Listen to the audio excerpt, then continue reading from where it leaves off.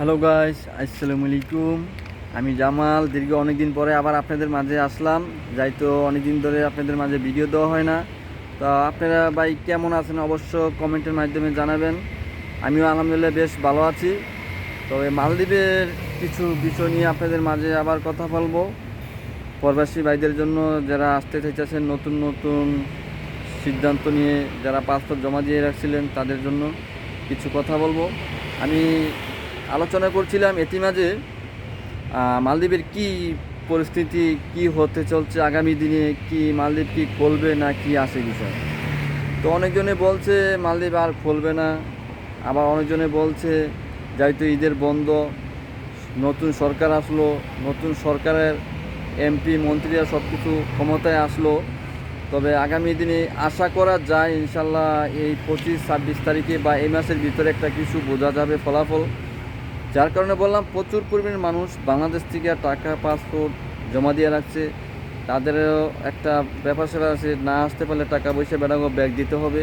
তো অনেক বাংলাদেশের যারা এজেন্সির মাধ্যমে কাজ করছে অবশ্যই বেড়াগো টাকাগুলো দিয়ে দিতে হবে।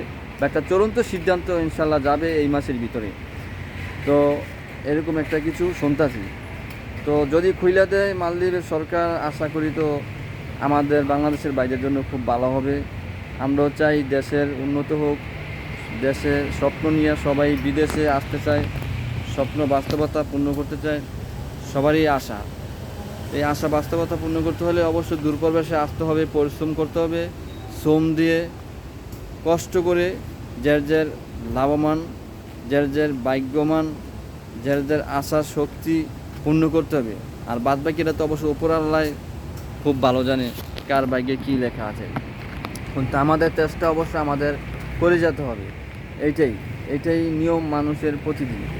আমার আব্বাই ছোটোবেলায় একটা কথা বলতো, যেসব বয়স আমার 15 বছর, লেখাপড়া পড়াই এই সারার পথে লেখাপড়া ঠিক মতন করতাম না, কিন্তু একটা কথাই বলতো, বাবা তুমি তখন আমার উপরে খাচ্ছ, সব কিছু করছো বাপের হোটেলে, কিন্তু কোনো একটা দিন তোমার কর্মজীবন যাইতে হবে, সেদিন তোমার নিজের সব কিছু কন্ট্রোল করতে হবে, দেশ বিদেশ ঘুরতে হবে, নিজের কাজ করতে হবে, নিজের সব কিছু করতে হবে। তখন বুঝবি কেরা আপন কেরা পর, জীবনটা বড়ই, দুনিয়াটা বড়ই কঠিন।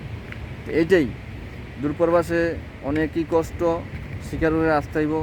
আর আপনার যদি মালদ্বীপ যাইতো অনেক দিন যাবৎ বন্ধ, যেসব বাইরা অবশ্য মালদ্বীপের আশা না করে হয়তো সৌদি আরব অন্যান্য জায়গায় যান, মালদ্বীপ দেখেন আইতে অলরেডি 3,80,000 টাকা 70,000 টাকা জায়গা। তো আপনারা সৌদি আরব দেখেন, অনেকজন ওদিকে যান গায়ে, এদিকে আসায় না থাকিয়া। আর যারা অবশ্য পাসপোর্ট জমা দিয়ে রাখছেন তারাও একটু ধৈর্য ধরেন, দেখা যাক কী হয়। তো আশা করি ব্যাপারটা বুঝছেন, দোয়া করেন ইনশাল্লাহ অতি দ্রুতভাবে একটা কিছু যাতে ফলাফল হয়ে যায়। আমিও চাই আপনারা সুস্থ সবলভাবে আসেন। তো আজকে এই পর্যন্ত, কি সবাই ভালো থাকেন, সুস্থ থাকেন। মালদ্বীপ জামাল ইউটিউব চ্যানেল, মালদ্বীপ জামাল ফেসবুক পেজ থেকে ফলো থাকবেন, অবশ্য শেয়ার করে দেবেন, কমেন্ট করবেন, আপনাদের মতামত জানাবেন। আর আপনাদের জন্য অবশ্য আমার ভিডিওটা দেখার জন্য সবাইকে অসংখ্য অসংখ্য ধন্যবাদ। আমি জামাল, মালদ্বীপ আমার পক্ষে থেকে। তো সবাই ভালো থাকেন, সুস্থ থাকেন, খোদা হাফেজ।